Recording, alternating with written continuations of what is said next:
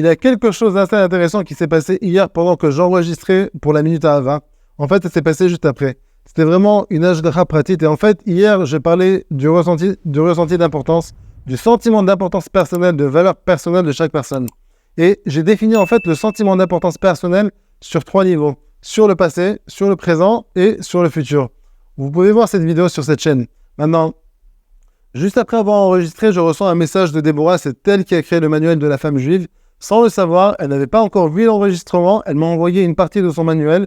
Et justement, dans cette partie de son manuel, l'exercice qui s'y trouve parle justement de ces 3 points. De mon année écoulée, de mon présent et de mon avenir.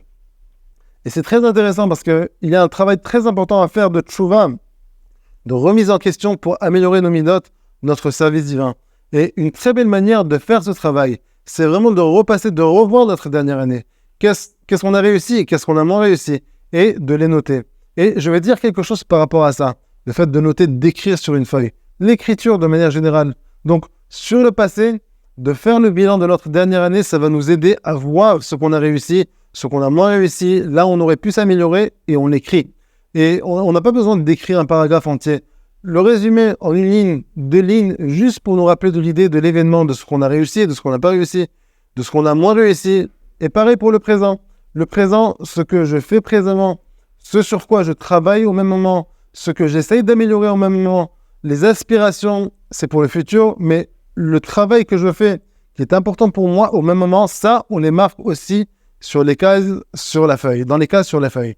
Et troisième chose, c'est mon avenir. Là-bas, on marque toutes les aspirations, toutes nos aspirations, toutes les choses qu'on aimerait accomplir, toutes les choses qu'on aimerait obtenir pour cette nouvelle année. Et si on remarque, si on relie ça à ce dont on a parlé hier, qui est en fait par rapport au couple, quand je parlais du sentiment d'importance personnelle, c'était par rapport au couple. Bien sûr, c'est aussi par rapport aux amis, par rapport à toutes les relations de manière générale, mais aussi par rapport au couple. Si maintenant vous faites ce travail-là, vous saurez aussi quelles sont les choses qui vous tiennent vraiment à cœur. Et donc, votre mari, votre femme, s'ils regardent ce que vous avez écrit, ils sauront aussi de manière beaucoup plus claire les choses qui sont importantes pour vous.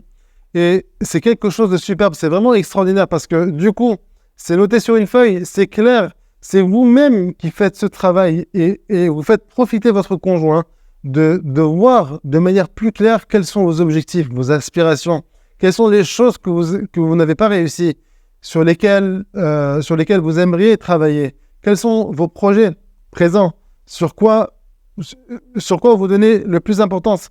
Ça donne vraiment une idée beaucoup plus claire au conjoint sur quoi il peut nous soutenir, sur quoi nous encourager, sur quoi nous complimenter. Et donc ça, c'est quelque chose de vraiment génial. Deuxième chose, et ça je reprends l'idée de l'écriture, il y a une force incroyable dans l'écriture.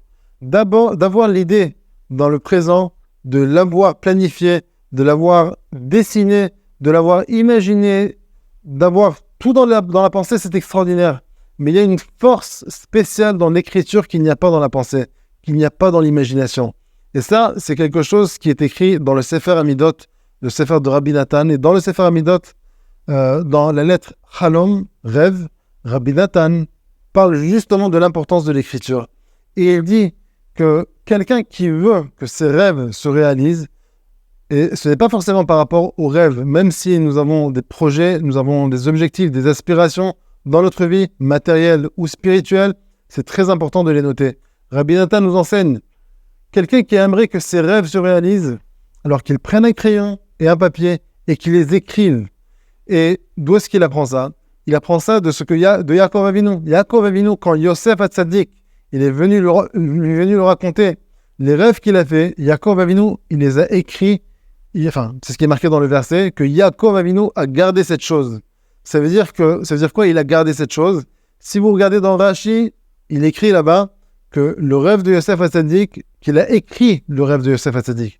Et ce rêve-là, par la force de l'écriture, bien sûr, ce n'est pas que ça, mais Be'ashgacha pratit, par la force de l'écriture, Yaakov Avinu, il a écrit le rêve, il a donné de l'importance à ce rêve par l'écriture, à travers l'écriture, et les rêves de Yosef Hatzadik se sont réalisés, sont matérialisés.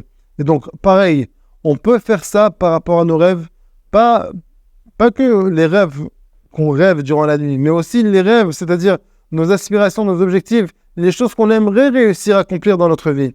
Donc, je partage avec vous cette idée, cet enseignement.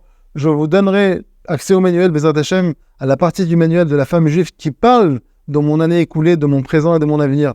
C'est très important de faire ce travail.